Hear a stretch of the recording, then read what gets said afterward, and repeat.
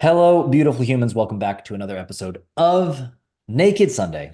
I am your host, Caleb Nelson, and I have got my new friend, David Lederman, on the podcast with me today. David, thanks for joining me on the show. Thank you. I feel very overdressed. I'm just going to put that out there for this.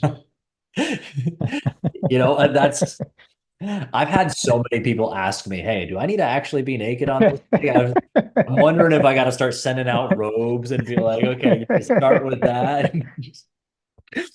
Like, at least the If you want your allure. ratings to go way down, I can do that, but it's probably better if I stick clothed. So I feel like I'd have to like convert it to like an OnlyFans kind of situation if I went that path. Yeah, who knows? Maybe it would blow up because of that. I don't know. But let's talk philosophical and life seriously, and spirituality, just exactly. butt ass naked together. And That's a cool spin. I would tune into that. I think I would if I'm being totally honest. So see, you know, if you it listen, puts a whole new spin on bearing all, right? It's just bear everything, bear your soul.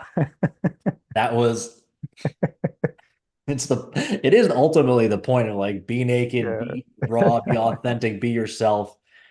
My wife, before she moved into assistant principal role, she was a teacher, and she had the podcast logo up and just said Naked Sunday, and like it was just open. One of the kids go, "What's Naked Sunday?" And then her co-teacher was like naked, like authentic and real, and well.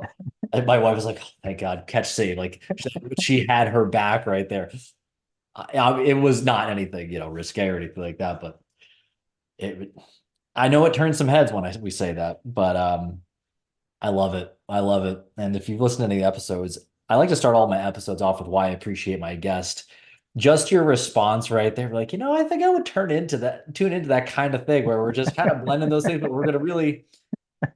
I am in a place in my life where I just value conversations with people who are willing to think differently.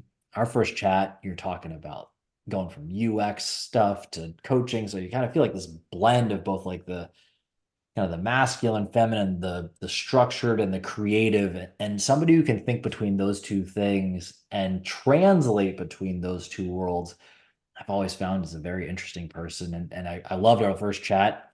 It was it's thought provoking, and I feel like we can actually have depth and meaning and authenticity behind that, and it's just way more fun. So thank you for being you, my friend.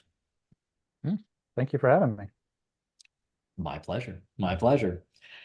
As we get going into this, you know yourself better than I. So share with the audience, David, who are you?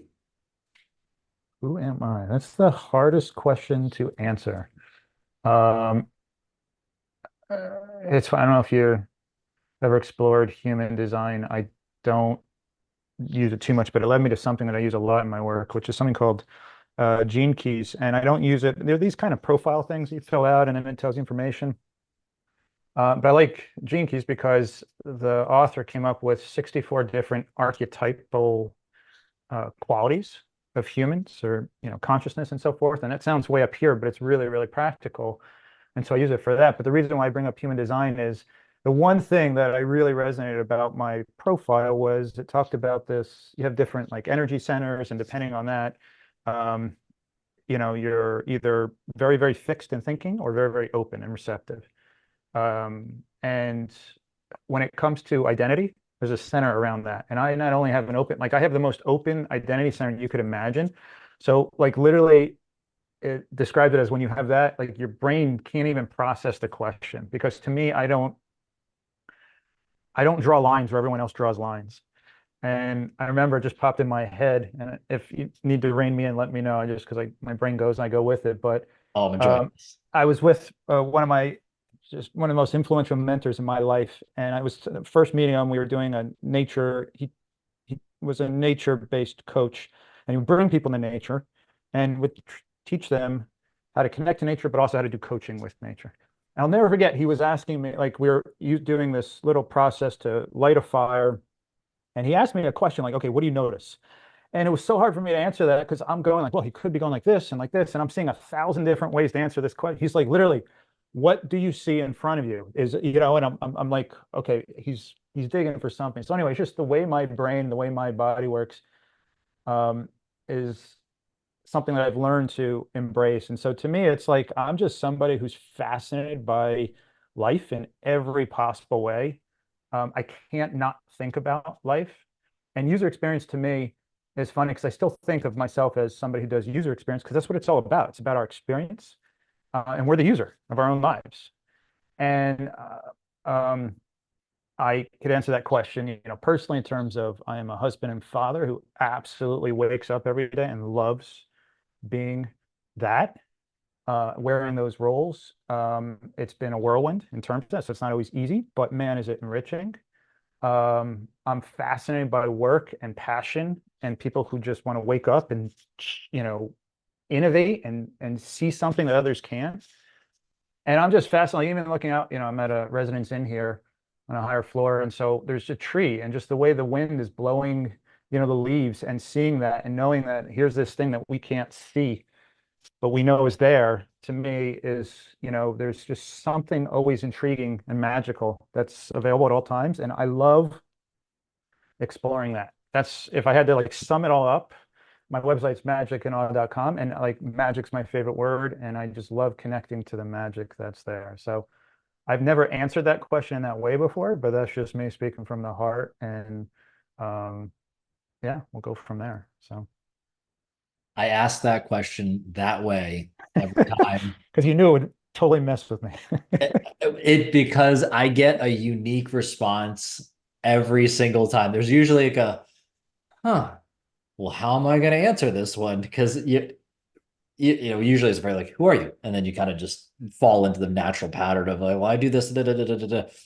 But you slow it down and go, who are you? And it changes even just from the tonality and the pacing. And it's so fun to watch people unravel all the aspects of it. And I've had just some people also has to give me very simple answers, which is so cool to, as you just talked about, the user experience. How are you experiencing this? How do you see yourself? How do you view yourself? And somebody, as I resonate very much with being curious, it's cool to just see how many different ways, how many different shades of the human experience people can engage with. That was cool. And I really like the human design thing. I had somebody on as a guest, and I was a guest on her podcast where she basically ran my human design and gene keys. I'm still a little fuzzy on all how it goes down. I was still trying to funnel through it, but I think I heard about human design like 4 years ago.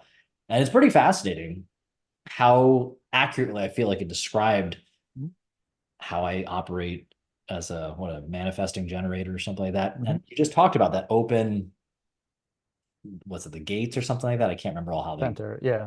It can be gates and centers. Yeah. yeah, like I had a very open one as well. So go figure, here we are resonating on some of those things. How did you get into those things? Like gene keys and human design? How did I almost blew it off initially. There's a friend of mine who really big into human design. She's been doing it for a long time. And we had lost touch for a while and just reconnected. Actually, when I moved back to Romania, she's in Romania. And um, I thought human design was, I'm used to like human-centered design in the UX world, and I didn't know what it was. But when she said, well, I need your time and date of birth, I mean, it was like, I'm sorry, I don't, the astrology, hope I'm not offending anybody, but the astrology stuff I wasn't quite resonating with. And she was interesting because she's like, well, the person who did it said it's very much just for you to experiment with. It's not meant to be prescriptive, like, okay, this is who you are, lock it up, there you go. And I was at a point on my journey where I was just starting to kind of reconnect to, it's funny, when it came to creativity and that aspect of my right brain, I was at through and through. But when it came to connecting to this deep, strong intuition that I have, and these aspects that are a little bit more mystical, I had repressed that. Like there's no tomorrow. I grew up in a family that was very much like what you see in front of you is all there is. Um, most of my family was in the medical profession. And it was just one of those things where it was like, I remember asking my dad, because I love to ask questions like you. I'd rather sit with a good question than an answer, and um, I remember asking my dad a question that I was so excited to hear his response because he was like my hero. And he just shot it down in a way that, like, for me, was like almost felt like a stab in, like, really in the heart. And it really had to do with, like, actually the question was, Dad, what would you do? This was back in the early 80s. What would you do if you had $1 million? Like, to me, I'm like, what would you just do if there was no limitation? Was really what I was asking. And he just looked at me and he's like, son, it's never going to happen, so don't ask. And he just said it, and that was it. And it was like the way he said it too. I probably caught him at the wrong time or whatever, but as a kid, it's like, whoa. And so very quickly, I just learned, okay, this is kind of what is, I don't want to say what's acceptable, but more like this is what's going to allow you to feel connected to the people you care about most.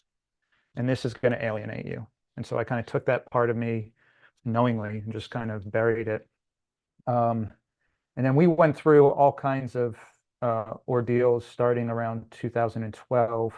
Each one culminated into me just kind of having my worldview shattered and eventually opened me back up to an area of my life that I'm really fascinated by, which is exploring all these different bodies of wisdom out there, including ancient um, cultures and indigenous cultures. And I had just started to get into that. And I was starting to realize that, there is something more out there, but everything I had been exposed to when it came to astrology was like, okay, be here on this day at this time and you'll find the love of your life. I'm exaggerating to make the point. So I was very, very suspicious of that. And at the same time, I'm very much the type, I'm like, I can't reject something unless I actually, dive into it and get direct experience. So I said, sure, and I'll do the profile. And what I found was, it described me pretty well, but I thought, well, maybe that's sort of a user bias because we all can kind of look at a uh, horoscope and be like, ooh, okay, I could get something out of that. But it describes something about my daughter that nobody had been able to describe that was so helpful for us as parents to really understand. And at that point, I was like, okay, now I'm intrigued. And then I do what I normally do, which is, okay, if I'm going to really explore something, I'm going to go deep. So I got this dense book on human design written by the creator and all that. And it was really, really fascinating. You see, there's a lot there. But what ends up happening is there's the way it shows up, like most bodies of wisdom, even like religion a lot of the time. And then there's the people who take it and disseminate it. And that gets all kind of muddled up in terms of how it's used. And so part of why I don't really resonate with human design now is not so much that I don't find it valuable, but it's like if you're using that and going and it limits you in terms of, well, that's what's in my profile. And if it's not in my profile, it's not me. That's why I personally don't click with that. And that's oftentimes, in my experience, how a lot of people in human design are. But my friend was very much like explore, challenge your profile, do things like that. And so it was probably the only way I would have embraced it enough to explore it. I really appreciated what you said there at the end, how many people they get locked into some new definition. Mm. It's like, here's the new religion. I'm just going to follow it because that's what it tells me I'm supposed to be without really questioning, is there something more? Not to say that it might reaffirm as you continue to explore, but to take things without a thoughtful or curious approach to that, and also checking and without and like not boxing themselves in, I think is really important because yeah, it's obvious most people are just chasing security and safety, and to feel like I fit into this box is very safe and secure. Probably the reason why so many people just lean on them so heavily for the life advice they're looking for. This, what am I supposed to do next, as opposed to coming back to their own intuitive self. So I appreciate what you said there, and that I hope people only see them as they're all tools, but you also have to make of it what you will, and use it and apply it in the ways that are going to be important for you. I thought that was really cool. Yeah, Uh, but I feel like this is where the indigenous training and perspectives that I've been fortunate enough to have come across have really been helpful.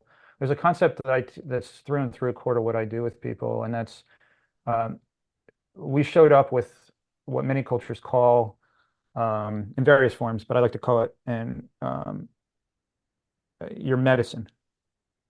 And that's sounds like, whoa, what is that? And but it's really you showed up with innate ways of seeing, feeling, thinking, and engaging the world around you. No different than this tree out here showed up to embody being all the aspects of that tree. That's what we are. Now, that doesn't mean your career. Like we think of it in the Western world typically as, okay, what do you do? Like, okay, I'm here to be this. Michael Jordan's here to play basketball. It's like, no, the qualities, the characteristics of his medicine were probably most, what's the word, could be most easily expressed in that kind of environment, and he excelled there. Okay, but once he stops playing basketball or goes home at night, his medicine doesn't stop, right? Wanting to be expressed. And so I like to say that the security we're actually chasing is the security that comes from truly being our authentic selves. So in a way, most of us have, from day one, have been conditioned in our families. And actually, if you look at fields like epigenetic inheritance, which are really fascinating, we show up not as a blank canvas with all kinds of things that are combined with aspects of ourselves that are truly our authentic selves and not the part that we're here to, I believe, heal and help sort of transmute. And life is the journey to do that, to get ever closer and build deeper relationship to that. And the more we do that, the more we feel fulfilled, the more we're able to perform, the more we're able to have well-being without sitting there and having to make all these costly, huge, what's the word? I don't like to use the word trade-offs because it triggers a lot of people, but in a way it's that. It's like, oh, I can do this part here, but this part I have to kind of screw or neglect or whatever. And the reality is, and that's why I love nature, it's inspirational to me and reflects so much more wisdom if we would tune into it. We're here to chase ourselves. And when we align, the more we align with ourselves, the more we fit, like all the other aspects in nature, into this amazing symphony dance. It's called many different things that's going on around us. And we can do so in a way that's harmonious instead of what it often is, which is, well, if I need to be me, I have to put you down or whatever else it is. And so that's where these tools to me are so helpful at first because we're so disconnected from that the moment we get a glimpse of that and we were like, yes, and that security feels so incredible. But if we stop there, then we don't deepen that relationship. And that's where it can become this blessing can become a curse in a way in terms of, limiting us. So I'm with you 1,000%. I can't help it. It's sometimes I wish I could turn my brain off and stop questioning stuff and going like, what's over here? What's over here? But I'm with you. I feel like if the world and if people in general had that baked into them as much as, make a good living and blah, blah, blah, world will be a very different place. Mhm. I want to keep diving into, you said this indigenous, what's the word? How do you say it? Like kind of information studies. Mhm. Was this also around? You had mentioned before. You said your worldview had been shattered, and perhaps I'm kind of like reading into it, but like you said, this previous thing where it's like this is just the way it is. Too very literal, not as much of this deeper intuitive exploration. I'd love to kind of hear a little bit of that journey, and especially about this indigenous kind of knowledge you started to get exposed to, or the teachings you were exposed to. And I'm assuming that mentor you talked about with getting in touch with nature. I'd love to hear about that. That sounds so cool. Yeah, sure. So are you asking first, how did I get into that? Or you're asking just about the journey that led to the breaking down of the worldview? Let's start with the journey to get there, and then let's hear about the second part or the first Okay, part. cool. How Yeah, to yeah. So in 2012, we lost two pregnancies in the same year in a way I wouldn't wish on anybody. And, I tell people, I'm like, I can handle most forms of suffering, but to see the way in which my wife had to physically and emotionally suffer.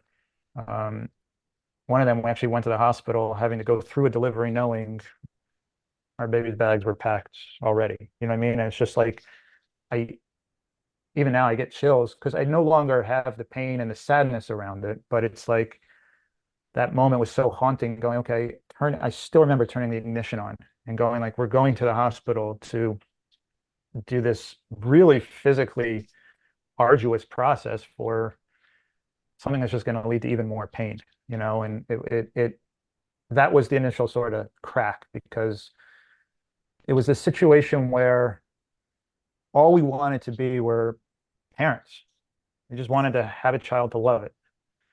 And we saw so many examples out there, people not loving one another. And it was like, it just doesn't make sense, and I wasn't very religious per se. I think I've always been more spiritual, but I grew up in a Jewish family. So I did believe in some sense of a higher being of some sort. Um, but it was one of those things where it's like, this just shattered everything. This just made no sense. And it was something where I was just like, sorry, we're done here. And then we struggled enough to get to the point where my wife, was able to get through the third trimester. And even when we went to the hospital for my daughter's, because I have a daughter, um, it culminated in a delivery that everything went wrong, that could go wrong. 36 hours went by, an infection ensued, and the doctors come in and they're like, option A or option B. And I remember option A because it was awful. It sounded awful, but option B was an emergency C-section. And there were concerns at that point from my wife being able to handle that. But we were like, let's just do it. And she said, it's your choice ultimately. And she didn't even hesitate. And within minutes, they whisked out it was amazing. Miracle workers they were. Handed me my daughter because my wife was too tired to hold her. And I'm looking into her eyes. And at that point, I had this like moment of like, okay, we're good. Like we've got the thing that we wanted here. We can move forward. But life had something else in store for me because life just unraveled even more. Once my daughter showed up, it was like um, the strategies that I was using to quote unquote live a good life no longer added up fully. And there was always something that I fell short on. And applying all this advice out there, everything from high performance to well-being to trying to just have meaning in your life, I was banging into every one of those contradictions and no one was talking about it. It was driving me nuts because I'm like, I am intrinsically motivated. I am grateful for what I have, but I also have a lot of crap in my life that I'm not grateful for because it's not right. And all the people are like just faking it. Like all these things were like, didn't add up in the user experience of my life in that moment. And it all culminated in 2015, late in the year, um, having sort of a rock bottom moment where I was just like, I tapped out. And I tapped out not because I was like, I tell people, I'm like, if somebody truly goes through rock bottom, it's not necessarily that they run out of money or their health just suddenly is, hanging on by a thread, although it can be. It's that moment where like that worldview is like, okay, no, it can't work. And for me, every example out there was asking me to use some time I didn't have with energy that didn't exist to try to create some new habit that might yield results weeks after I needed them. In other words, continue. I'm going to mortgage from this part of life to try to create a little bit of room over here. And if there's like one pattern in my life that I had excelled at was doing that. But once my daughter showed up, it was like, I'm sorry, you can't. There's a different way. And the night I hit rock bottom, I would say, an encounter with grace or whatever you want to call it that was so powerful that I didn't even fully understand it for years to come. But it was something where without meditating, just fully coming clean to my wife and daughter, I just experienced something that was so profound and so powerful in that moment. And then that led to an inspiration that completely changed the trajectory of my life. And that said, I have to explore this one new pattern that I've never dared uh, look at before. And so there I am sitting in the room. My wife and daughter were asleep at that point. I actually was standing in front of them and I said, I'm sorry. I literally whispered to this because I had to get it out of me. I'm like, I'm going to fail you. I cannot continue providing and protecting for you in this way because all this is doing, being a pattern expert that I am with user experience, I could map out every example, go, it's just more of the same. It's just more of the same. I might be able to move the fire hose here and put this part of the house fire out, but that's going to build up. We're just going to continue perpetuating the same. And it was a point at which it was like a part of me deep within was like, you're ready to stop this insanity.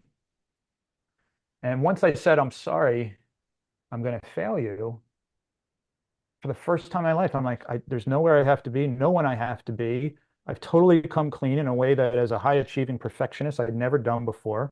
And it was like I was totally naked in that moment, in the fullest sense of the word. And so I just sat down and I'll never forget the silence. The silence was so loud. That's the only way I can describe it. It was so, there was so much there. But I, in a way that I can't actually conceptualize or put into words. And then for me, I always think in symbols and images. And what came to mind was this memory I had when I was playing football as a kid. And I wasn't very smart, at least playing football then. So I tackled this guy that was like 4 times my size. And I landed with my arm like this, and he landed right on that. And these two bones broke here. And what came up was that memory. And I had this sense in that moment that, wait a second, every bit of advice that I was versed in, because I was also struggling with health issues. OCD flared back up because I had it as a child, and it was really, really uh, um, challenging. But I also struggled with my weight, and I couldn't, nothing I did worked to get my health back and my physical health back in order. And so here I am at a point where I'm like, I hate my body. My body's mischievous.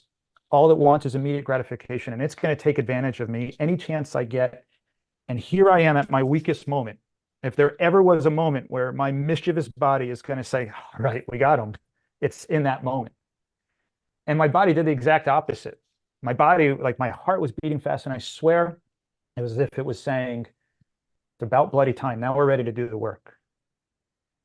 And when I thought about my body in that moment with that, I was like, what's my body have to do with this breaking of my arm? I realized when my body, when your body breaks something, like when you break an arm, it doesn't say to your leg, good luck, you're on your own for the next 6 weeks. And it was an example of like, wait a second, there's something here that is really, really, that's a different way, because that's how we've been taught to make progress. Let's mortgage this to expand this. And I call it the squeezing balloon effect. Keep trying to expand our life as a whole, but we just take one side of it or another and squeeze it until it runs out, and then we go to the other side. Long story short, in that moment, I was like, something just lit in me, and I was like, I've got to explore this. And I was like, is there a way? I don't know any way where it could be, but might there be a way? And that led me to do several different things. One, I started interviewing people from all walks of life, um, like I would a usability test, asking them questions about how are they dealing with these dynamics. And what I quickly started to see was it didn't matter if they were rich or poor, educated or not, so-called happy or depressed. They all were dealing with these same dynamics. They just had different ways of responding to it. But the dynamics were there.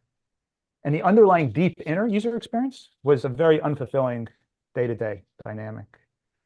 And I was just like, am I crazy? Like, am I insane? And that just inspired me to be like, I got to figure this out. So I started exploring things like neuroscience, and I'd already been interested in psychology and got into that. But I felt like it's compartmentalizing, really powerful, but there's more to it, especially to account for all the stuff that I just experienced that crazy night. I crossed paths with this, and it's funny how it works. It's usually my wife jokes, she's like, she's here to lead me to stuff, and then I go deep in it.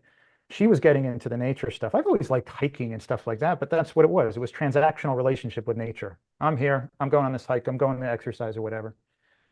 And my mentor, his name is Michael Trotta, um, he was running this program, and she's like, I want to do it. I want to do it with you. All right, I'll support you. We'll get to go hiking or whatever. It'll be cool. And it was totally different. It was about connecting with nature, understanding that tracking and seeing a deer or whatever, there's inspiration and wisdom in everything around us if we could connect to it. But the thing that these indigenous cultures understood that we've lost touch of with our relentless quest to just be ever more um, excelled with our logic is that there are things that where our logic falls short, and there's things where intuition, imagination, inspiration have what's the word I should use? Have mechanics, if you will, that these cultures understood and that make us whole. And without that, we're going to be in trouble. Just as there's an analogy that I really like that my mentor used. He's like, a river needs the shore to guide it. Otherwise, it'll just be a flood. And without the river, you just have a drought, right? You have nothing. So you need both. And these cultures, at least the ones that I've been exposed to, he was connected to the Lakota lineage of Native Americans, taught this perspective that actually aligned with the different parts that I was already exploring: the neuroscience, the psychology, the physical body, the ecological systems and how they work and stuff. But everything to them was about this concept called many different things by these different cultures, but it's all the same thing, which is being in right relationship. And it doesn't mean life is always in harmony, but our steps to go through this next moment, our our intention and our efforts are to be as harmonious as possible. And what that does is that's a completely different way than the, okay, I'm trying to get to this point 3 weeks ahead from now or 3 years from, ahead from now. And I'm going to do something that's not harmonious to this part of my life to try to get there.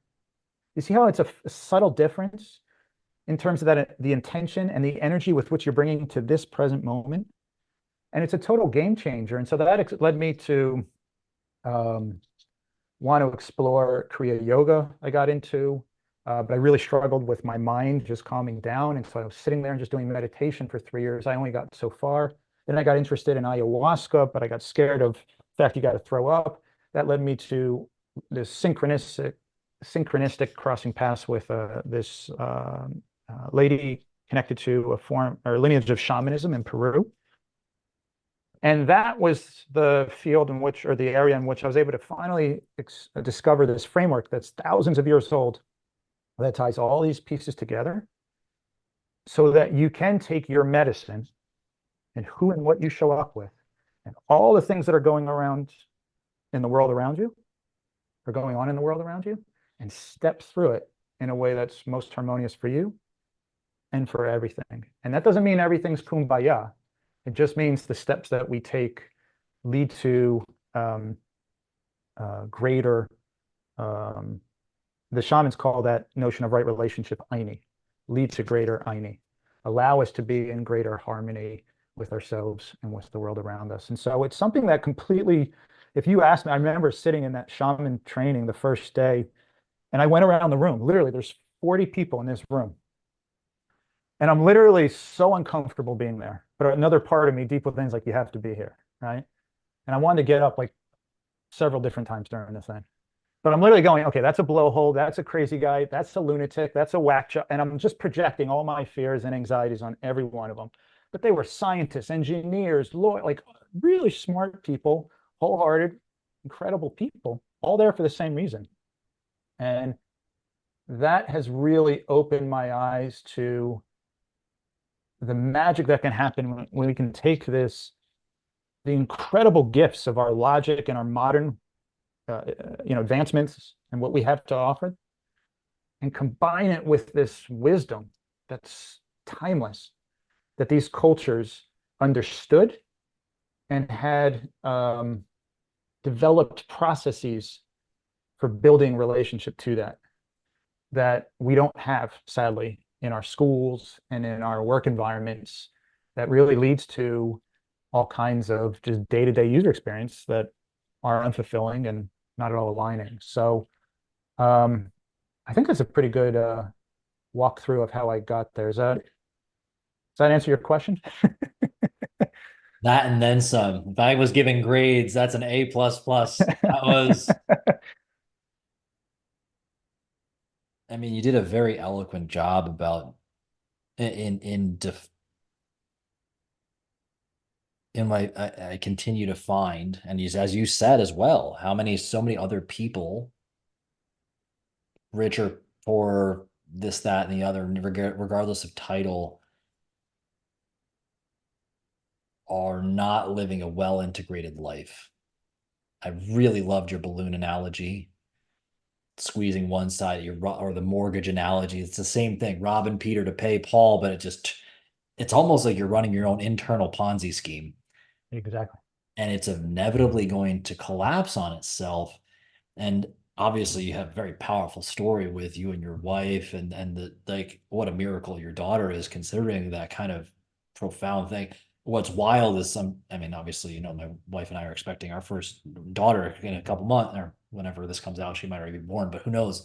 that like kind of incredible how life, the bringing of life into the world, seems to have such a profound effect on our worldview, on how we see things. And I mean, what a gift. Like in a strange way, like from the way you're telling me, it's like she taught you almost the most important thing, or almost set you free to go discover this most important way of being in life and finding this harmony. What an incredible analogy that you said your mentor had talked about with the shore and the river.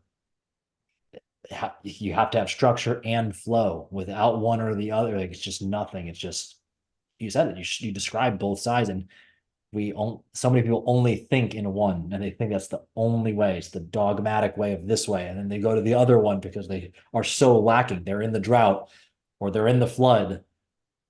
But how is there the river flowing? How do we understand and respect boundaries and frameworks and things of that nature? I was just in there. I had chills. You said you had chills. Shit, brother. I had chills. I was like, I'm like grabbing my counter, like, I'm here with this guy right now. Let's go. I haven't met you in person. I'm like ready to just give you a big hug. Right. Well, it Wow. was, that's the thing. And one of the, you talk about what our children are here for, and that's, well, let me step back. Sorry, my brain goes pretty fast. There's like four things I wanted to say. Um, Hands down, if there's one lesson I've gotten from these indigenous cultures, I hate to use the word because I keep throwing out like this really exotic thing. It's just somebody who has deep connection to the land, and not just in a physical way, their space, the environment around them, and their actions are meant to be serving to all elements, including future generations, right? So it's like Aini through and through, right relationship through and through. I find it fascinating. I'll just throw this in because it popped in my head. One of the oldest cultures and longest living cultures is the Kalahari Bushmen in Africa. They're around for 20,000 years. The next longest culture was the Romans, Roman Empire. It was 1,000 years. So a 20x difference between these two. And you know how hard it is. I mean, we all worked on teams or led teams, how hard it is to get buy-in for like 10 minutes, let alone 20,000 years. And they have a teaching that's so, as I love it because of the visual, they say when we're born with four threads coming out of us. One thread connects to ourself, one connects to Earth, one connects to others, and one connects to ancestors. And ancestors you can think of as spirituality as well as past generations and even future generations. And they say our job is to build relationship to all of that. So we tighten the threads of relationship. I love that expression, tighten the threads of, or strengthen the threads of relationship. And why I love that is if you think about it, if you do what most of us have been taught, it's like, okay, cool, I'm focused on, ancestors. I'm going to do that for the next 6 months. And you sit there and you go and make it so this one rope is really, really strong, and you neglect all the others, it's out of balance. And even using the analogy of, like you were saying with, the water analogy that you resonated with, I keep telling people, like, because I'm all about fulfillment and taking your demanding, your volatile workday and making that deeply fulfilling and doing it in a way that's completely counterintuitive to what we've been taught, but that takes everything we've been taught and just uses it in a different way. Like I do with websites, right? It's just taking these things and making it so the experience is good. Why? Because most of us think of fulfillment as this thing that comes at the end, right? So let me neglect this or that on the path to being fulfilled tomorrow. And it never comes. It just never comes. I like to use, if we're lucky, we'll get fleeting fulfillment, which is, I call it the Tom Brady effect. Now, I don't know Tom Brady at all, other than seeing him on TV and being impressed with what he did. But I was always intrigued by the fact that here's this guy who's considered probably the greatest NFL player, at least quarterback of all time. He's won, I don't know, 6, 8, like an insane number of championships, more than anybody else. And he was asked, which one did you find, you find most rewarding? In other words, which one you find most fulfilling? And his response was the next one. And in our world, that's very much about growing and stepping into our medicine. That's a key part of what we're not here to just stop. But what is so lacking is the how of how we're getting there. And thinking that fulfillment comes once we just cross that finish line, or once this finally falls into place, or once life starts cooperating. And what these indigenous cultures said is, no, it's right here, right now, because it's all happening to give you feedback. And when my daughter showed up and I looked into her eyes, um, I wholeheartedly have come to believe, I didn't believe it at first, but I've just, all this training that I've been under and my own experiences helped me see that everything's a reflection back. Everything's guidance. And it's guidance, again, to help you feel fulfilled now on the path to even greater fulfillment tomorrow. And what my daughter was just looking me in the eyes and doing was saying, like, basically, trust your heart, trust you. Stop trying to figure out all the pieces so that you can make sure there's harmony in your family home as a child, or that this website works perfectly so you get promoted, or whatever else. And the thing with my daughter is she has always humbled me. My wife to this day, she's like, whenever I'm confused or whatever, I'm not sure what to do, she's like, what would you tell Ava? Because it cuts right through to my heart. And there's no, it's like, that's the ultimate. And when she showed up, somebody asked me once, like, wow, because I got a book coming out later this year on this stuff and all the years of interviewing people and all that and my framework. Somebody said, like, wow, you put so much time and energy into this. Like, what's kept you going? And I said, you know what? I said, looking at my daughter, and I still remember the time where I was like, okay, this is going to be a different kind of project than any other project I've done. Looking into her eyes, I just remember going, I'll be damned if she asks me when she's older, why did you just do what everybody else did when you saw that it doesn't add up? Maybe you don't find the answer, but at least explore. Do you know what I mean? And that was something that just motivated the heck out of me, because I was like, how could I look my child in the eye? It's one thing if you're not aware of it. But once you become aware of the fact that the map is flawed, or at least comes up short, you gotta take action. And so yeah, man, the mirrors that are there and what without her, this doesn't happen. None of this happens.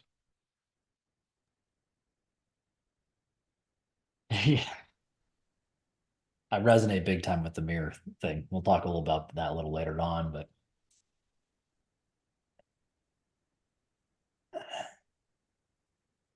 what you said there about what was it? Yeah, that there's that like regret. Once you see the truth, how can you keep going the way you've always been going? If you know that this is the way it's going to end up. It's there's the fear. What is it? Fear, afraid of being different, perhaps afraid of being seen for who you truly are. It's a shame because that inevitably, what do we end up idolizing? The people who chose to do it a different way, to do it their way. And you beautifully illustrated this concept of the medicine. Like it's your kind of source energy, your connection, and it's essentially your responsibility to express it, which is so difficult. And one of the through lines I continue to love to hear is that everything you've said is about strengthening the relationships with all the things. That's not easy. And it's so hard to remind people it always will come down to relationships. And yet we choose not to work on the relationship, like the substantial, the internal one. Of course, yeah, you need to like sell stuff and you have to exist in the practical world. Like, let's not be ridiculous. Yeah, we have to. But the fear of embracing this ethereal side, this thing that's less tangible, or at least perceived to be less tangible, we worry that if we step into that, will all this other stuff fall away? And all I continue to find, and it sounds like you continue to find, is that the people who actually step into this fulfillment. I think there's like as you said in that Tom Brady story, while I admire his aspirational energy, I think a lot of people, as you were just saying, would hear that and go, well, that nothing's ever enough. Well, what is enough? And more importantly, am I enough? And I think the other fear that comes with that is if I decide I'm enough, will I stop choosing to grow? And at least in my experience, it's actually the exact opposite, especially with what you said. You've worked actually quite a bit more on a very specific project because it has so much more depth and it's a different energy behind it. And I often think about that kind of stuff when it's especially it's higher calling kind of work, fulfillment work. It's a pull, not a push. It's not like I'm running from death. I'm not running from shame. I'm not running from destruction. I'm being called, I'm being pulled. It brings me joy. I feel fulfilled in the work, even when it's challenging. But I don't think people can actually tap into that until they've confronted that mirror moment that as you described of that, and it's a rock bottom. Like I can't not look at it anymore. It's there. I have to see it. My long way of saying everything you just said, like, whoo, again, I'm on a grounding mat right now. I just got this thing. I don't know if it's working or not, but I'm just, I'm gonna believe that it's grounding me right now. So There's something that's really important one to throw out that you said, because there's the what and the how. And that's why I love user experience, because it incorporates both. And that's what I'm all about, because the how is what's often overlooked. Because we hear, okay, embrace the esoteric and all that. And everyone's like, my plate's already full. Now you want me to go meditate for, an hour? There's a saying I hated hearing. I understand it now. But when I was getting into meditation, like, okay, if you struggle, if you don't feel there's enough time to meditate 30 minutes a day, meditate for an hour. Right. And I was like, what are you talking? Like I have no excess room because I've mortgaged everything else. Everything's signaling alarm. Right. What do I do? And at the same time, because our relationship to fulfillment is this thing that's oftentimes trying to be fulfilled as something we're not. So if we don't get the notion of our medicine, why do you think so many accomplished, amazing people out there in the world, it is never enough? Because we're chasing ourselves. And the thing is that like a flower that you can look at and go, wow, this is the most beautiful thing, and it's continuing to grow into something, or a child is to me the easier to connect to. When you look at a baby, you're in awe of just the magic of this thing that is this quality of life that's right before you. And at the same time, it is full of possibility and growing into something. Exact same time. Yet somehow as grown-ups, as adults, we think, oh, this is me. Right? And the notion of growing and being at the same time seem completely polar opposite, which is why you have best-selling books out there that speak to one side or the other of these contradictions. That's what my whole book is about, is I got so upset and so my life got into such disarray trying to go, okay, cool, I'm gonna do this piecemeal approach. But again, think of those threads in your body going, no, you can't not do that. So then the question becomes, how do you take the Western conditioned mind and give it a framework that's not limiting? So you sit there and go like the human design, and it's not human design, but the way we respond to it that says it's going to lead to, okay, this is me, that's the boundary, and allows us to embrace both things, the where we are, where we're going, and how to be fulfilled throughout. And what I do with people is I tell people, stop chasing fulfillment and realize each one of us has a unique, what I call zone of fulfillment. And if you think of a Venn diagram, right, 3 parts to it, they're each spheres that represent an aspect of fulfillment. And our job is to try to align with, in this next moment, as best possible, the sweet spot of all of this. Because if you just do one or the other, you can end up like with the seesaw effect. That's why work-life balance is so annoying, right? What are those zones? So the spheres within your zone of fulfillment. The first one is being in right relationship, greater eine, with that which you are. Your thoughts, your feelings, your physical experience in this moment, right here, right now, all of it, whatever it is, right?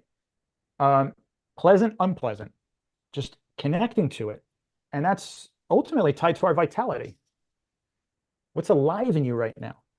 Where do you want to go? Whatever else, just right now. And it could be something that's really unpleasant. I had a time, it's funny, as you were saying, like I had to, the drive, and even when it gets challenging, I have felt like this whole perspective and mission, if you will, as a curse so many times. I literally took my book at one point and threw it out. I deleted every file I had because I'm like, this is too big. I can't do this.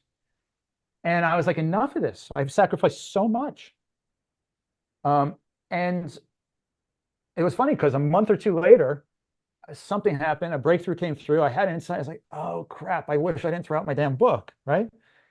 And thank God I emailed somebody a copy of the original source file. So I was able to, like, I was like, oh, and there was this one. So it's just funny, the journey of that. But anyway, what's alive in us could be something that's full of intensity, full of negativity, right? Full of all kinds of stuff, but we have to honor that. So that's one part. The next part, or the right sphere, is embracing that which is becoming, or that we're becoming. That's our medicine. Most of us don't have a vocabulary, a process, or means to understand that, short of saying, okay, what is it you'd really love to do? What are your passions? And try to make some room in your schedule for that. While that's helpful, that is such a superficial way of engaging something that is so deep into us.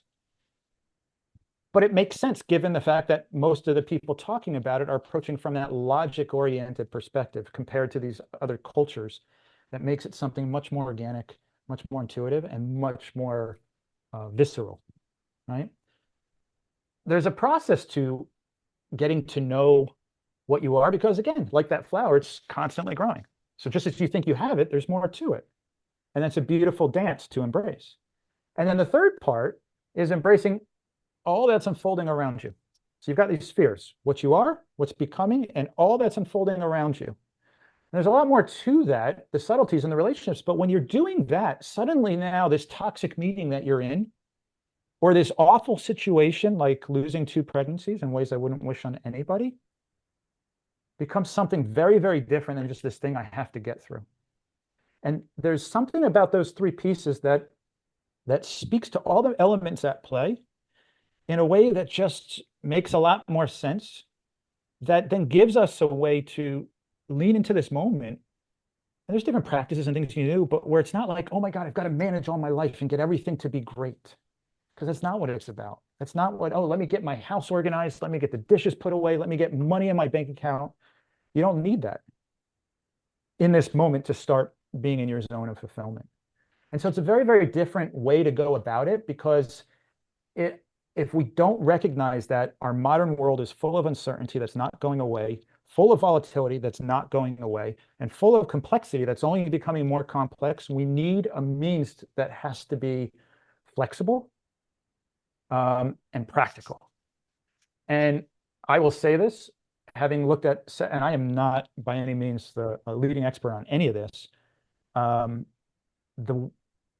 just say to somebody, well, if you can't meditate, if you don't have time for 30 minutes of meditation, meditate for a whole hour, to me is kind of a slap in the face to what's alive in that person in the moment. Does that make sense? And what often leads to a user experience where they start making those, okay, let me mortgage this to do this. And you continue playing whack-a-mole with your life. So that's where I come back to what I am an expert in, which is the actual experience of it. How do you take these things and apply it in a way that leads to connecting all the different parts that want to be there and that want to emerge? And when that happens, like you said, man, it's a very different way to go about it. I love this quote. Somebody asked a Zen master, they said, what happens, or describe like enlightenment. And he said, well, the best way to describe enlightenment is before enlightenment, you chop wood and carry water. After enlightenment, you chop wood and carry water. So what does that mean?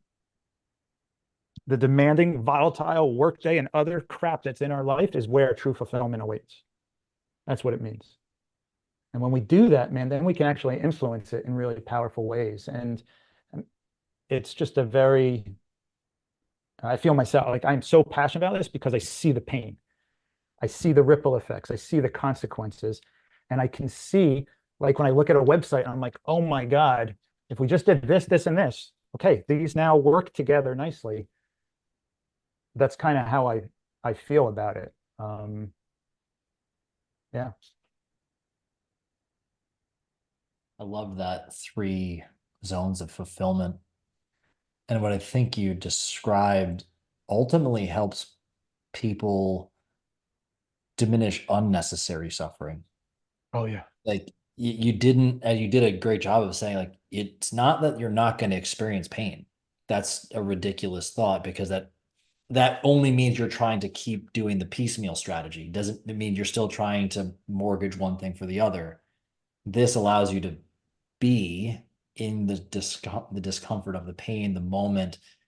And as what it sounds like you continued to say was, it was ultimately, in many of those moments, great lessons, great purpose, great understanding, deeper fulfillment than you even could have imagined if you didn't know how to better navigate that. Like it's with the before and after enlightenment. I mean, what a phenomenal thing it just is. As you said, you're more like, the fulfillment is in those kind of painful, uncomfortable, mundane moments. It's always that. So just be yourself. That's it's but who are you? Whatever. Like it brings us right back to the beginning. If you remember, that's why that third sphere is what's unfolding around you. If you understand that, so all those spheres make up your zone of fulfillment. And if you can imagine it, I tell people that there's like 4 shifts we need to make, given what we've understood from the soundbite wisdom that's out there, and what the patterns of tons of people's lives are that I've interviewed and that I've seen, that I've worked with, and that these wisdoms are all pointing to, right? And so the first one is that your zone of fulfillment can only be accessed in this moment. So even though most people feel fulfilled, or would say they feel fulfilled, because suddenly like, okay, cool, I'm going after my dream, but it's actually anticipatory fulfillment. It's the sense that, like, I mean, part of it is starting to connect to that we're here to go out into the world and do something, but it's not to make up for the fact that we're unworthy, lacking, and all that. And that's the part that's really, really tough. And so if you get that it only can be experienced in this moment, then trying to get to this weekend or cross some finish line or just get through this shitty meeting immediately takes you out of that zone, right? You're going to be the most high-performing, creative, adaptive, loving, confident, healthy, compassionate person that you can be in that zone, in that moment, relative to all the things going on around you. And the last 2 are really, really, I think, powerful because they're empowering. Every minute of every day is an opportunity to orient into greater alignment with your zone of fulfillment. And connected to that, I wholeheartedly believe, and at least the patterns lead me to believe, that everything unfolding around you is life, evolution, whatever you want to call it, trying to have you align more with that. The problem is how we've been conditioned to be successful oftentimes completely contradicts our medicine. And that requires facing our deepest fears, fears that aren't even ours, that we've inherited from past generations. One of my biggest fears, it's so funny, it's just the way, this is what I'm saying, there's friction there, and that's the beauty of it, because that's what helps you grow into it. But man, does the friction suck. One of my biggest fears is the fear of rejection, but not rejection in terms of not being loved per se. It's that my wild ideas will be rejected. That will, just like my dad, for example, even though it wasn't that, in a way, that's kind of how I took it, where it's like, here's this cool, like, anything's possible. No, it's not, right? And one of the biggest struggles I've had as I've been trying to take all this, the amount of information, the amount of research, the amount of wisdom, and really synthesize it into something really concrete. I can't tell you how many times over the years, as I was trying to hone this and develop this, I would be talking to people, and I'm like, it's so clear. And it wasn't. And the looks they get, it was like literally staring me in the face, like one rejection after another. Not like they would say it in a harsh way, but you could just feel it and see it. It's like, no, I'm missing something. And when I used to start talking to people about it, this is how powerful this energy is. Okay. I'm getting goosebumps now. I can still remember one of the first interviews I did with somebody when I was just early, right after, that sort of rock bottom moment. And I was starting to get to sharing just a little bit about what happened that night that I shared with you, apologizing, to my wife and daughter, and then sharing a little bit about that moment that I knew was life-changing. grace coming down, whatever you want to call it, spirituality, like whatever, the thing within me, the big set, whatever. It's known by a bunch of names. So whatever that was that I was experiencing or aligning with, just sharing that a little bit, I literally was physically shaking as I was communicating it because I was so nervous to even just dare utter it. Right. And yet later this year, I'm doing a TED talk in front of, it'll probably be, I don't know how many hundreds of people. Um, and if I didn't go through this process, the goods and the bads, all of that process was helping me hone into a place where I'm not standing on that stage trying to be who I want. Like I'm ready for it, if that makes sense. Right. And that's why the opportunity presented itself. So that is the worst thing to hear when you've just lost a child in the most, what seems inhumane and unfair way possible. And yet it's true. And that's the conundrum of, like you said, I like how you call it that mirror moment, or that moment where it's like life is saying, I tell people, it's like when you're at rock bottom, don't try to climb back out. Stay down there and you'll find the door that is meant for you to open, because that's why you're down there. Does that make sense? Mhm. Because if you climb back out, you just go back to the same stories, the same things. And it's, I always wondered why religions would say, people find God in their weakest moment. I get it, because it's like, if I go back to that analogy of the tree, imagine you showed up to be this massive oak tree. I think I shared this with you. I'll share it for the listeners on our other call. If you are here to be a massive oak tree, but you spent your whole life being taught to see yourself as a dandelion, nothing you do, no matter how many times you sit and meditate, no matter how many times you, win a gold medal or achieve, or, win the Nobel Prize for helping tons of people improve their lives, there's a part of you that is out of your zone of fulfillment. You will never be able to fully be grounded and at peace with yourself, because it's not who and what you're here to be. Not in terms of work again, but just to embody, right? And so no amount of training to be positive, no amount of resilience training and so forth is going to help a dandelion, or a tree that thinks it's a dandelion, feel okay. The moment it starts to connect to the fact that it's here to embody the qualities of a tree and understand its purpose as a tree, all of that goes away, almost like that.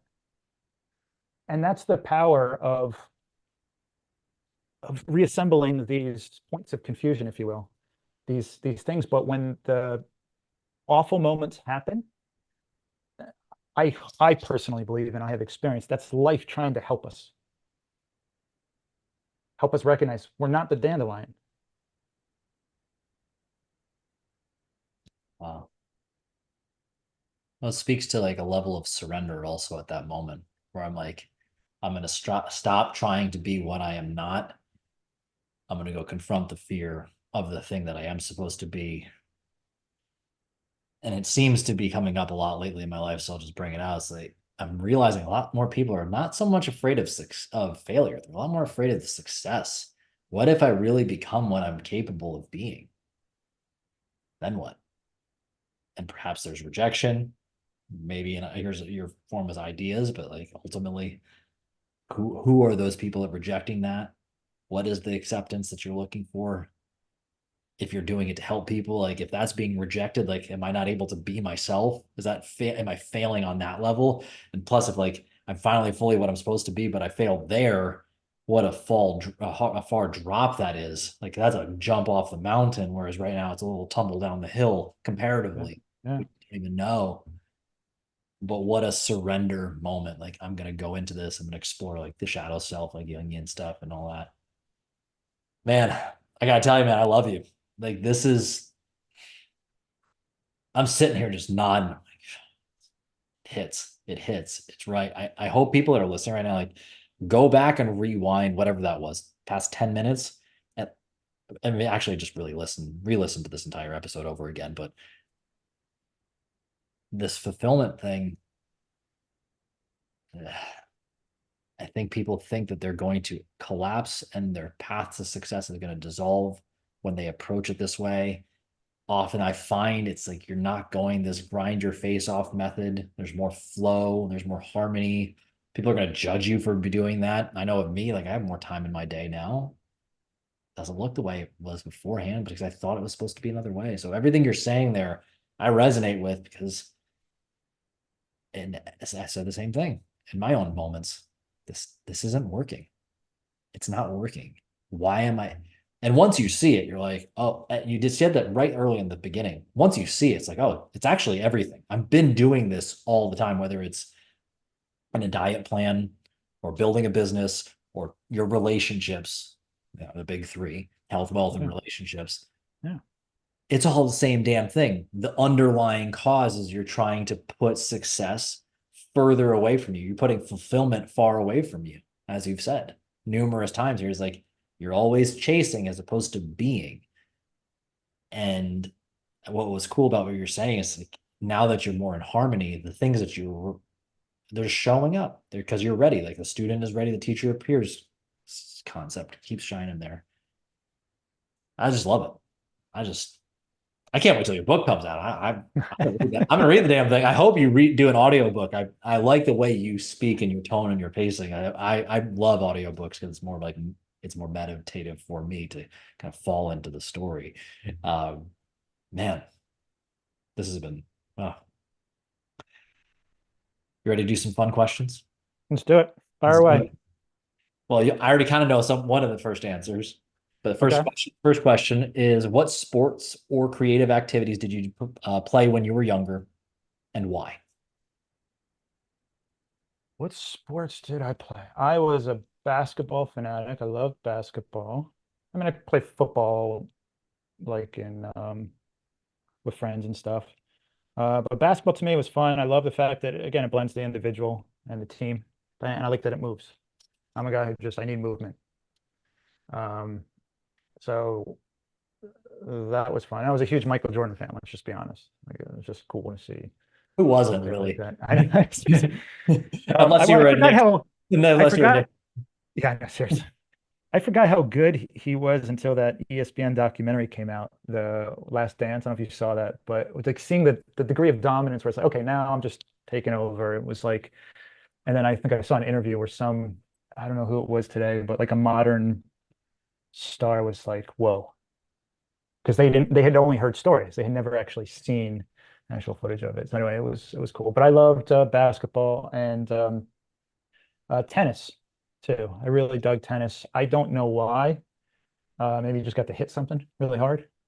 My nickname on the high school tennis team was Unforced Error because I would rather lose. Well, back then it was like I'd rather lose a game than and at least have gone for hitting the Andre Agassi baseline backhand down the line off somebody's serve. So um, that was yeah, they called me Mr. Unforced Error. So So I love your response to that. I asked it I usually ask it as how did you play?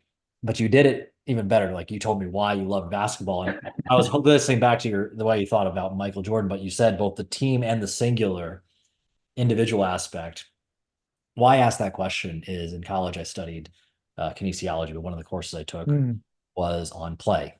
And I kind mm, of poo-pooed it at the time, but now that I see it, the way you play tells you a lot about how you just problem solve and just go about life. So what I mm, heard there, especially as we think about Michael Jordan, the way you described him, both the singular objective of like I need to be the best of myself, and he used his medicine, but also the collective energy. And when I hear about how you do your work, it's not just about you; it's about all the relationships, but also the one with yourself. And then let's throw in now the tennis. Now that I learned a little bit of that, like the unforced error, but when you're going for it, you're going all in. Like you said it with all the way you study something. Like once I'm in, I'm like, no, but I really need to deep dive into this thing. Like, let's yeah, go. I half-ass the thing. I have to commit. So I yeah, really enjoyed that because in a strange way, we've always been who yeah. we are if we allow ourselves to see it that way. And sorry to any professor who thought that I didn't take it seriously because I didn't. Damn, I was wrong, and I hate saying I was wrong. So it was really cool. Question number two. Okay. You're stranded on a desert island. You get to bring one movie and one TV show the rest of your life. What movie and what TV show is your desert island entertainment? It was funny. So my favorite movie of all time is Casablanca, but I was like, if I have to live on an island, I want to bring the movie City Slickers. That's just one of the funniest movies. I love that movie. It's just so funny. I remember sitting in the theater. I think I snorted soda because I was laughing so hard. It was just there's just something funny about it, and yet really, um, I'll never forget Curly, the tough, cowboy, um, who basically says that he's city slickers. He's like, it's just one thing, right? There's that's we're all searching for that, and to me that all the movies that are out there, it's about the one, right? It's one. There's this you can take it in different ways, but man, it just is. I love things where it's like my daughter and I have a kids book series coming out, and it's meant for 3 to 8 year olds, and it's like we wrote it, and I wanted it to be something where the parents are getting as much out of it as the kids, even though it's two totally different experiences. And I love that movie because it's funny, so you can watch it at that level, but you can watch it at the more, the deeper level. Whereas Casablanca to me, I just incredible cinema. I used to be a film or be interested in filmmaking, and this is one of the most well-written stories of all time and all that. So initially it was like when you said Island, I was like, no, City Slickers. Um, Show Friends. I love the TV show Friends. It was just funny, relationships. Um, and again, it has that blend of like, it's not sappy, but the moments are real. I think that's why everyone connected to these characters. Um, and it's just, I can watch a Friends episode 100 times. I love the response again because it's very on brand with I also just as much believe that the way we engage with entertainment, the thing that we're going to want to engage with over and over again, it described how, like, again, the humor, which you got to be able to laugh. Like, Mhm. there's something powerful there, but the depth as well. And I liked what you talked, everything you connect with, the relationships. There is some humor. But when you said it the way you did, it reminded me of I get one. I always usually like one or of the two people will always answer with something that's going to make them laugh. Hmm. And it always makes me think of one of the most powerful lessons my father taught me. And it was during kind of a moment of where I struggle often to like keep kind of like light connections with people. Like I'm not going to be texting all the time with certain things or whatever. But he was telling me about trying to rebuild this one relationship. And he goes, Caleb, sometimes surface can be deep. Hmm. And it struck me because he's like, you see me in the family group text. I just send like a little meme or a dog picture or something like that. Something that's light, something that's cute, something that just makes everybody giggle a little bit. There's no profound thing. And I love to just dive deep, similar to you. Like if half this podcast is an excuse to just do that all the time. But it changed the way I thought about what was deep about how he was thinking about it. It was more to just say to everybody, hey, I'm still thinking about you. Hmm. And I think humor finds a way of balancing that because we can get very stuck in the dark. And especially if we are intrigued by this stuff, it can be heavy. But humor makes that the access point. It can make it so much more accessible. We can tap into another part of our emotion in ourselves. So I thought your response, the way you did it, it brought that up, and that was really cool. So that was awesome. That makes me think of I did a shadow workshop with the lady who has taught me that particular I want to say brand, it's the wrong way to put it, but kind of shamanism. And we did a shadow workshop. And we're starting, everyone's nervous because it's shadow work, it's like, okay, we're gonna go deep, and she's good at what she does. So it's like stuff's coming up and out. And but she started with this thing that was just first of all this physical. It was so cool. We do it with people when we take them into nature, as we take groups into nature. Um, like man, you're standing there and somebody's in front of you, and they're told their job is just to impede you, just to block you. And so everyone starts moving, and there's laughter and all that. And the next one is okay, you're holding on to them, and so there's this laughter in how people are doing it and the stuff. But at the same time, what it's literally doing is giving space for people to see how they respond to when they feel burdened, when they feel blocked, and so forth. So there's this really deep, almost like everybody has a like, whoa, realization, but not in the, okay, we're gonna sit here, we're gonna go, we're gonna explore and all that in this like lighthearted way. And the way you spoke about that story just made me think about it. It's like, yeah, the how can be just as powerful as the what, or often is. So yeah, I resonate with that a lot. Very cool. I'm gonna try that exercise. Like I'm gonna have like a group thing and I'm gonna try that. Just make people hold on, just to reframe how we're gonna think about something like that. I love that. Final question. All right, here we go. What is your deathbed meal? That's 3A. 3B is who are you sharing it with? And 3C is why. That's a great, dude. I love your questions. I love a good question. All right. Deathbed meal. So one of my favorite dishes, it's funny, it was one of my least favorite relatives that I had it with, who I had very little, but he left that imprint on me, at least as far as this. It's puttanesca sauce with a good rigatoni pasta. Like it just, so there's that. There's got to be brownies because I'm a brownie snob. I love good brownie. They got to be made the right way. And Ben and Jerry's. Um, I don't do dairy because it destroys my stomach. Like I can't do it. But my favorite ice cream ever was the Ben and Jerry's peanut butter cup one. And if I don't have to worry about if I'm dying and I don't got to worry about the stomach ache that's coming later, I'm going back to that one because I long for that one. I miss that one. Yeah, so I love food, as you can tell, and I want that meal. So um, let's see, who am I doing it with? Um, what immediately comes to mind is just my wife and daughter. And then there's a part of me that's like, and whoever else is around, just taking in whatever's there right before say goodbye to this journey. Um, and why? Why the meal? Why them? Why what? Why all of it? Yeah. Why all of it?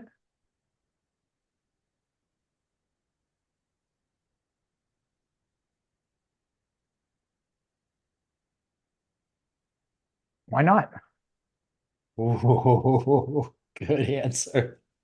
I'm sitting there, I'm like, it could be this, this. Like, just why not? A You thousand know? reasons. Love the response.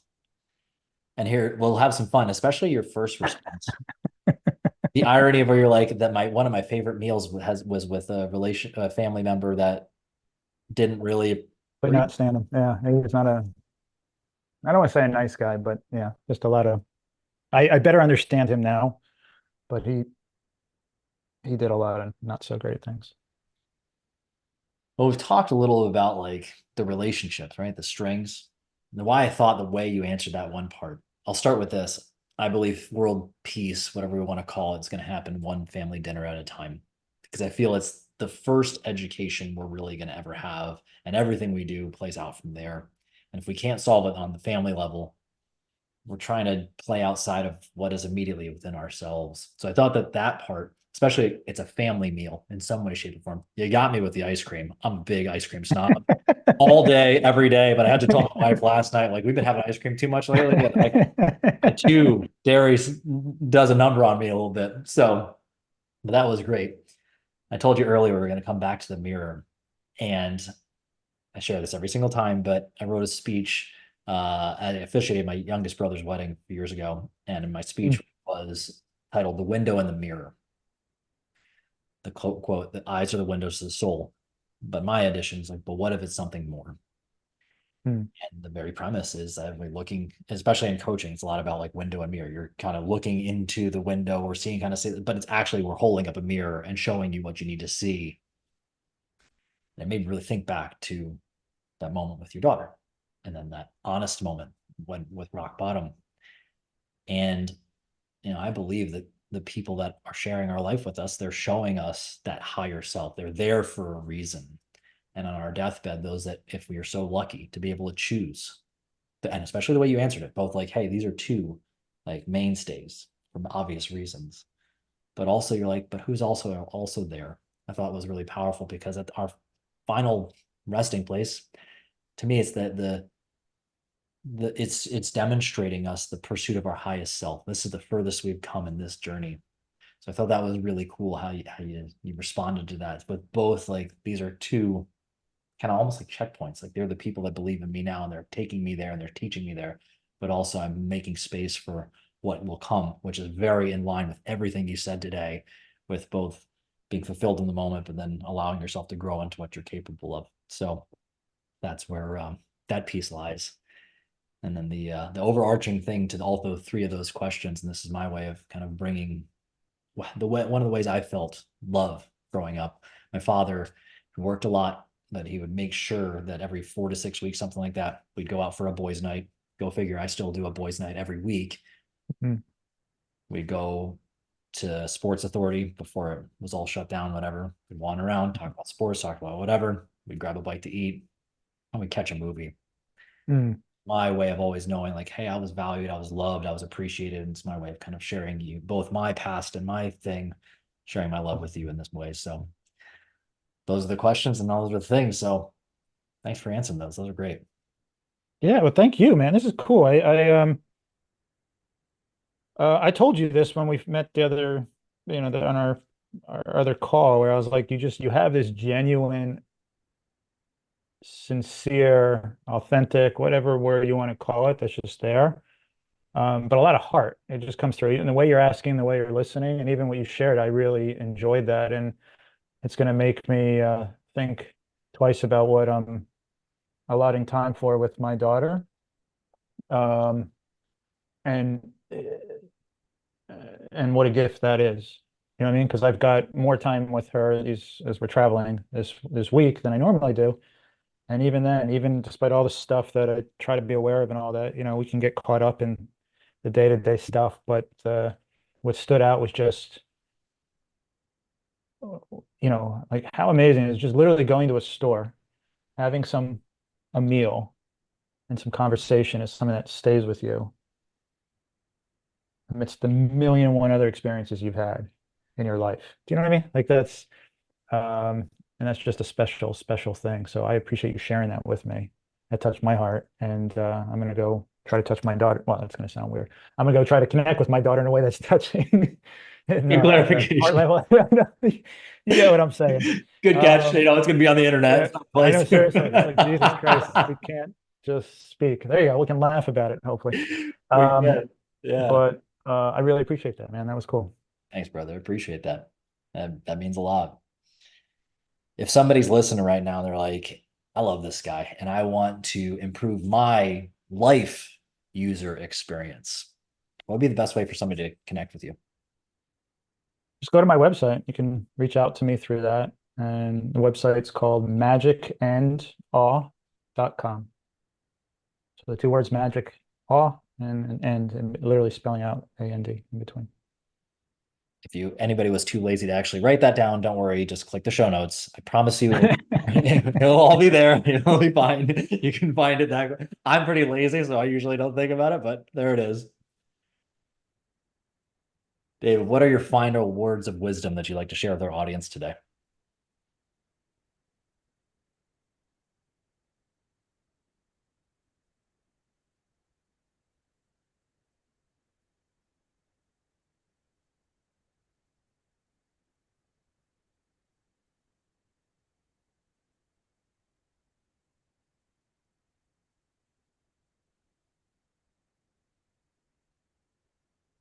I would say dare to listen to your heart, trust what it has to say, and play with what life unfolds to help you do so.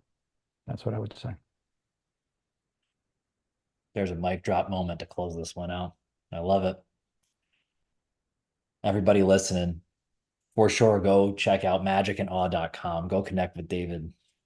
Brother, this has been fantastic. I thank God I'm standing on my grounding mat. Again, I have no idea if the damn thing's working or not.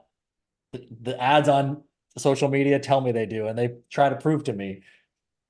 But this has been, especially at this stage in my life, hearing some of the things you shared and the journey I'm about to go on, especially welcoming a daughter into the world. Like, I really appreciate the insights. I resonate with everything you say. This has been incredible.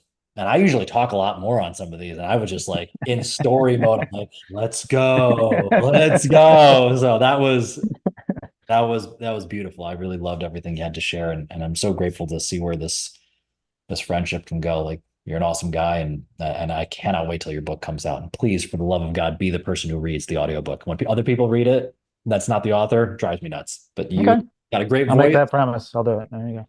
I love it.